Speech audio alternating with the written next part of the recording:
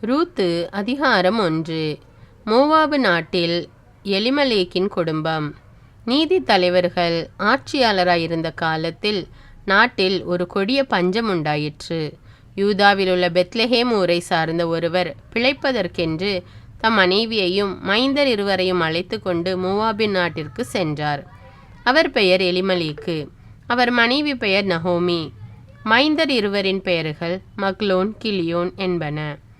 அவர்கள் யூதாவில் இருந்த பெத்லெஹேமை சார்ந்த எப்ராத்து குடியினர். அவர்கள் மோவாபு நாட்டை அடைந்து அங்கு வாழ்ந்து வந்தார்கள். அவர்கள் அங்கே இருந்த காலத்தில் எலிமலேக்கு இறந்து போனார். எனவே நகோமி தம் இரு மைந்தரை தவிர வேறு துணையற்றவர் ஆனார்.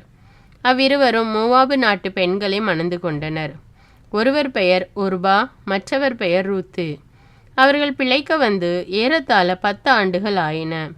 பிறகு மக்லோனும் கிலியோனும் இறந்து போயினர். நகோமி தம் கணவரையும் இரு மைந்தரையும் இழந்து தன்னந்தனியராய் விடப்பட்டார். மாமியாரிடம் மருமகள் காட்டிய அன்பு. நகோமியின் சொந்த நாட்டில் ஆண்டவர் தம் மக்களை கருணையுடன் கண்ணோக்கி அவர்களுக்கு உணவு கிடைக்கும்படி செய்தார். இதை நகோமி மோவாபு நாட்டில் இருந்தபோதே கேள்விப்பட்டார். எனவே அவர் மோவாபு நாட்டை விட்டு போக ஏற்பாடு செய்தார். பிறகு அவரும் அவருடைய மருமக்கள் இருவரும் தாங்கள் இருந்த இடத்தை விட்டு யூதா நாட்டுக்கு பயணமானார்கள்.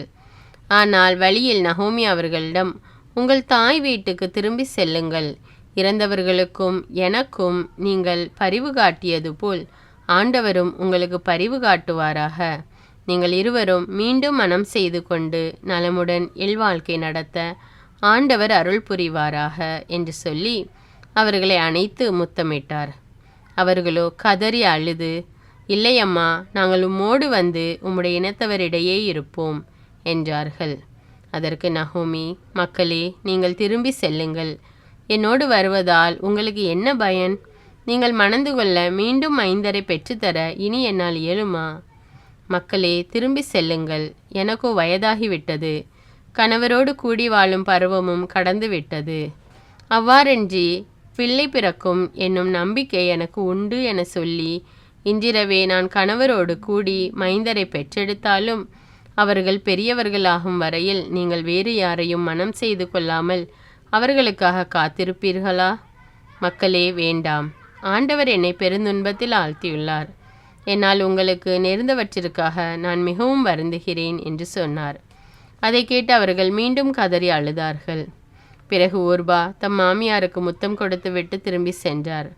ஆனால் ரூத்து பிரிந்து போக மறுத்து விட்டார். நகோமி அவரிடம், இதோ பார், உன் ஓரகத்தி தன் இனத்தவரையும் தன் தெய்வங்களையும் நோக்கி திரும்பி போய்விட்டாள். அவளைப் போல் நீயும் திரும்பி போ என்றார். அதற்கு ரூத்து, உம்மோடு வராமல் உம்மை விட்டு பிரிந்து போகும்படி என்னை நீர் வற்புறுத்த வேண்டாம். நீர் செல்லும் இடத்திற்கே நானும் வருவேன். உமது இல்லமே எனது இல்லம், உம்முடைய இனமே எனது இனம், உம்முடைய தெய்வமே எனக்கும் தெய்வம்.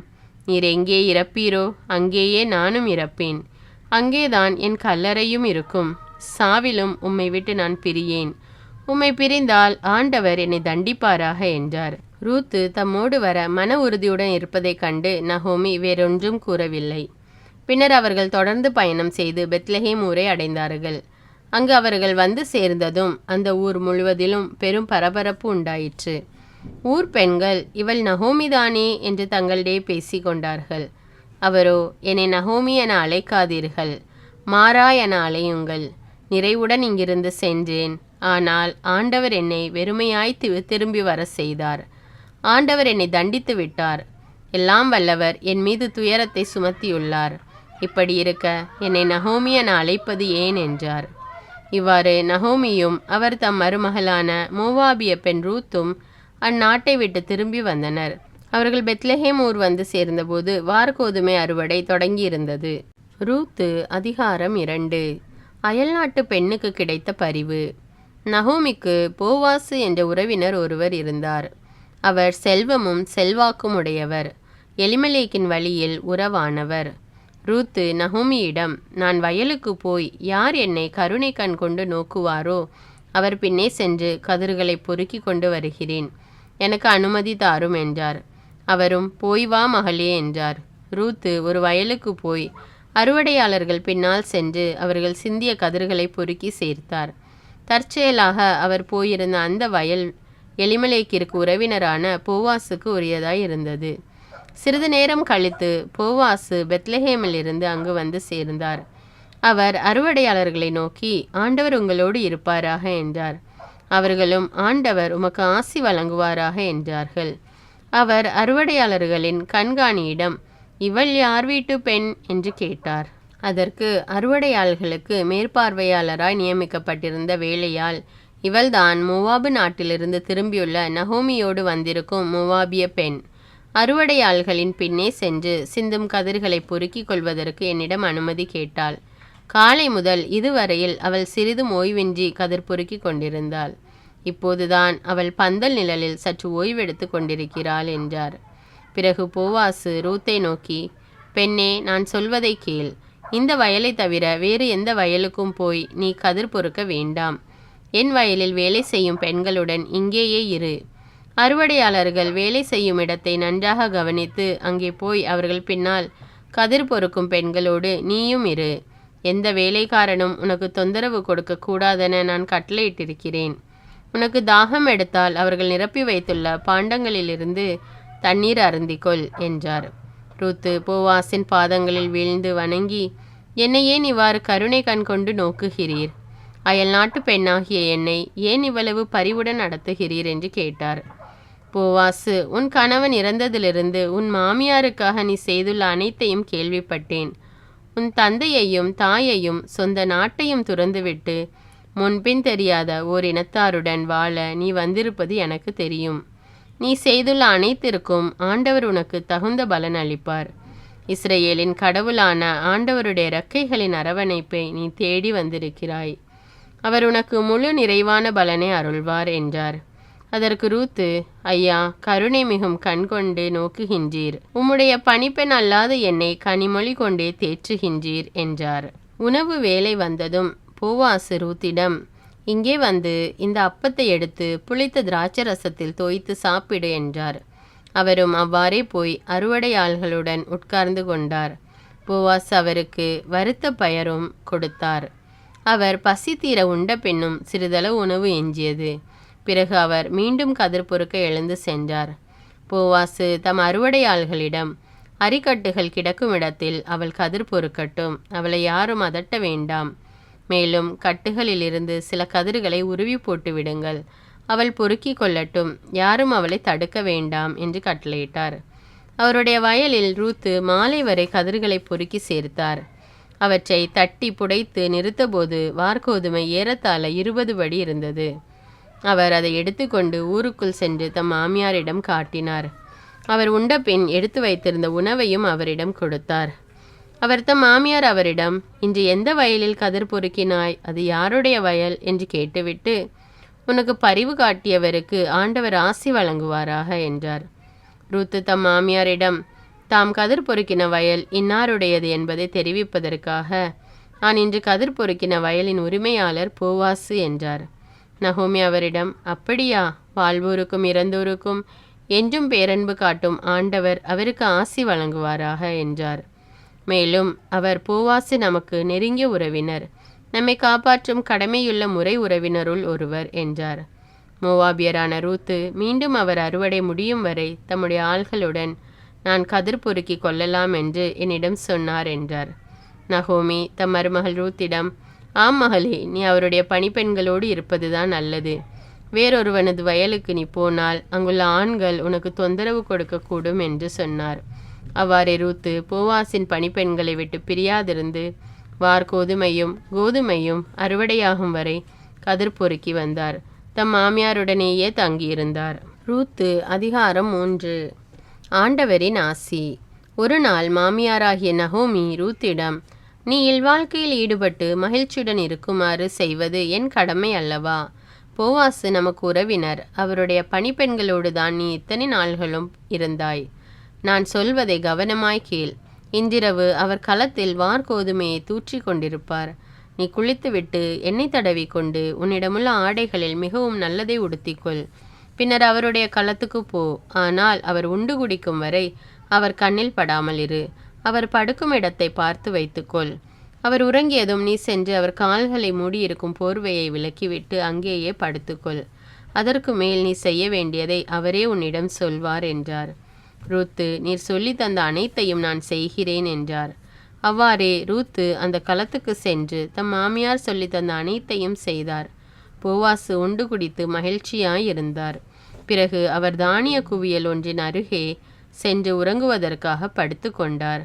சிறிது நேரம் கழித்து ரூத்து ஓசையின்றி அங்கே சென்று அவர் கால்களை மூடியிருந்த போர்வையை விலக்கிவிட்டு படுத்து கொண்டார். நள்ளிரவில் திடீரென்று போவாசு விழித்து கொண்டார். தலை உயர்த்தி பார்க்கையில் தம் காலருகில் ஒரு பெண் படுத்து கிடப்பதைக் கண்டு திடுக்கிட்டார். உடனே அவர், யார் நீ என்று கேட்க, அவர், நான் தான் ஐயா ரூத்து, உம்முடைய அடியாள். நீரே என்னை காப்பாற்றும் கடமையுள்ள என் முறை உறவினர். அந்த முறைப்படி என்னை உமது போர்வையால் மூடும் என்றார். அதற்கு அவர், என் மகளே, ஆண்டவர் உனக்கு ஆசி வழங்குவாராக. நீ இதுவரை காட்டிய குடும்ப பற்றை விட இப்போது காட்டும் குடும்ப பற்றே மேலானது என்பேன். ஏனெனில் பணமுள்ள ஓர் இளைஞனை நீ நாடவில்லை, ஏழையாயினும் இளைஞனே வரவேண்டும் என்று நீ கேட்கவில்லை. என் மகளே, கவலைப்படாதே. என் உறவின் முறையினர் அனைவருக்கும் நீ எவ்வளவு நல்லவள் என்பது தெரியும். நீ கேட்பது அனைத்தையும் நான் செய்து முடிப்பேன். நான் உன்னை காப்பாற்றும் கடமையுள்ள உன்னுடைய முறை உறவினன் என்பது உண்மைதான். எனினும் என்னை விட இன்னும் நெருங்கிய முறை உறவினர் ஒருவர் உனக்கு இருக்கிறார்.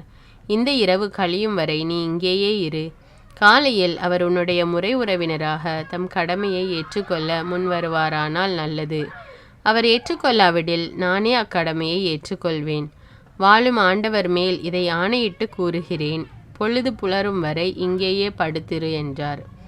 அவ்வாறே ரூத்து பொழுது புலரும் வரை அவர் அருகே படுத்திருந்தார். ஒரு பெண் களத்திற்கு வந்திருந்தது யாருக்கும் தெரியக்கூடாது என்று போவாசு ஏற்கனவே அவரிடம் சொல்லியிருந்தார். அதற்கிணங்க ஆள் அடையாளம் கண்டுகொள்ள இயலாத வைகரை பொழுதிலேயே ரூத்து எழுந்து விட்டார். போவாசு அவரிடம், உன் போர்வையை விரித்து பிடி என்றார். அவரும் அவ்வாறே செய்தார். அவர் 6 மரக்கால் எடையுள்ள வார்கோதுமை அதில் கொட்டி அதை அவர் எடுத்து போகுமாறு கொடுத்தார். ரூத்து மாமியாரிடம் வந்ததும், நகோமி, மகளே, என்ன நடந்தது என்று கேட்டார். போவாசு தமக்கு செய்ததையெல்லாம் ரூத்து கூறினார். மேலும் அவர், நான் உம்மிடம் வெறுங்கையோடு வரக்கூடாது என்று அவர் 6 மரக்கால் வார்கோதுமையும் கொடுத்தார் என்றார். நகோமி அவரிடம், மகளே, இது எப்படி முடியும் என்பதை அறியும் வரை காத்திரு. அவர் காலந்தாழ்த்த மாட்டார். இன்றே இதற்கு நல்லதொரு முடிவு காண்பார் என்றார். ரூத்து அதிகாரம் 4. கைம்பெண்ணின் மறுமணம். இதற்கிடையில் போவாசு பொது மன்றம் கூடும் நகர வாயிலுக்கு சென்று அங்கே அமர்ந்து கொண்டார். போவாசு முன்பு குறிப்பிட்ட எலிமெலேக்கின் முறை உறவினர் அவ்வழியாக வந்தார். போவாசு அவரை பெயர் சொல்லி அழைத்து, இங்கே வந்து சற்று உட்காரும் என்றார். அவரும் அவ்வாறே அருகில் வந்து உட்கார்ந்தார். பிறகு போவாசு ஊர் பெரியோருள் 10 பேரை வரவழைத்து, இங்கே சற்று உட்காருங்கள் என்றார். அவர்கள் உட்கார்ந்தவுடன் போவாசு அந்த உறவினரை நோக்கி, நம் நெருங்கிய உறவினரான எலிமெலேக்கிற்கு சொந்தமான துண்டு நிலம் ஒன்று இருப்பது உமக்கு தெரியும் அல்லவா? மோவாபு நாட்டிலிருந்து திரும்பி வந்திருக்கும் நகோமி இப்போது அதை விற்கப் போகிறார். இதை காதில் போட்டு வைக்க வேண்டும் என்று நினைத்தேன். இங்கு அமர்ந்திருப்பவர் முன்னிலையில், என் உறவின் முறை பெரியோர் முன்னிலையிலும் அந்த நிலத்தை நீர் வாங்கி கொள்ளும் விருப்பமில்லை எனில் சொல்லிவிடும். ஏனெனில் அதை மீட்கும் உரிமை முதலில் உமக்கும் உமக்கு பின் எனக்கும் உண்டு, வேறெவருக்கும் இல்லை என்றார். அதற்கு அவர், சரி, வேண்டுமானால் வாங்கிக் கொள்கிறேன் என்றார். போவாஸ் அவரிடம், ஆனால் நகோமியிடமிருந்து இந்த நிலத்தை நீர் வாங்கும் நாளில் இறந்தவனின் மனைவியான மோவாபிய பெண் ரூத்தை மனைவியாக ஏற்றுக்கொள்கின்றீர் என்பதை தெரிந்து கொள்ளும். இறந்து போனவருக்கு வழிமரபு தோன்றுவதற்காகவும் அவரது குடும்ப சொத்து அவர் பெயரிலேயே தொடர்ந்து இருப்பதற்காகவும் நீர் இதை செய்ய வேண்டும் என்றார். அவரோ, என்னால் அந்த நிலத்தை வாங்க இயலாது. ஏனெனில் இதனால் என் குடும்பத்திற்குரிய உரிமை சொத்து குறைந்து போகும். நீரே அந்த உரிமையை எடுத்துக்கொள்ளும். என்னால் நிலத்தை வாங்கவே இயலாது என்றார். இஸ்ரேலரிடையே பண்டை காலத்தில் ஒரு வழக்கம் இருந்தது. நில விற்பனை அல்லது கொடுக்கல் வாங்கல் நடைபெறும் போது எடுக்கும் முடிவை உறுதிப்படுத்துவதற்காக ஒருவர் தம் காலணியை கலற்றி மற்றவரிடம் கொடுத்து விடுவார். எடுக்கப்பட்ட முடிவை உறுதிப்படுத்தும் முறை இதுவே. அவ்வாறே அந்த முறை உறவினர் போவாசிடம், நீரே வாங்கி கொள்ளும் என்று சொன்னது போது அவர் தம் காலணியை கலற்றி அவரிடம் கொடுத்தார்.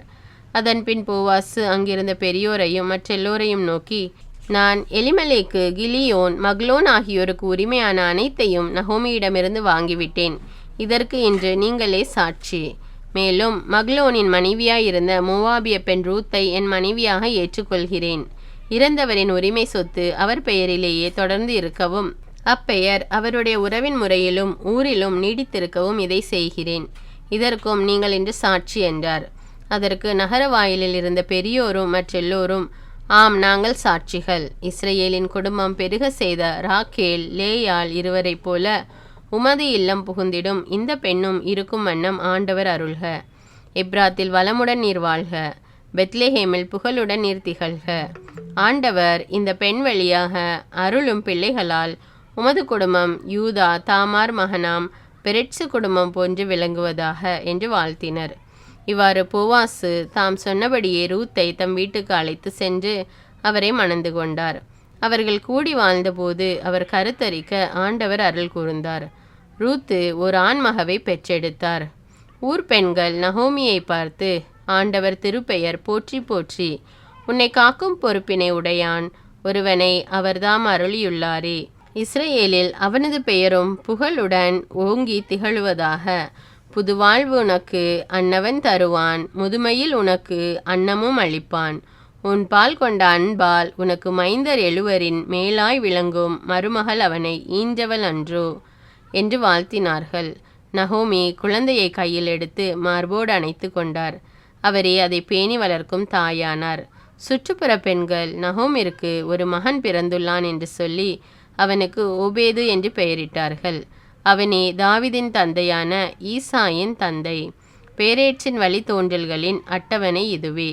பேரேட்ஸுக்கு எட்சரோன் பிறந்தார். எட்சரோனுக்கு இராம் பிறந்தார். இராமுக்கு அம்மினதாபு பிறந்தார். அம்மினதாபுக்கு நகுசோன் பிறந்தார். நகுசோனுக்கு சல்மோன் பிறந்தார். சல்மோனுக்கு போவாசு பிறந்தார். போவாசுக்கு ஒபேது பிறந்தார். ஓபேதுக்கு ஈசாய் பிறந்தார். ஈசாய்க்கு தாவிது பிறந்தார்.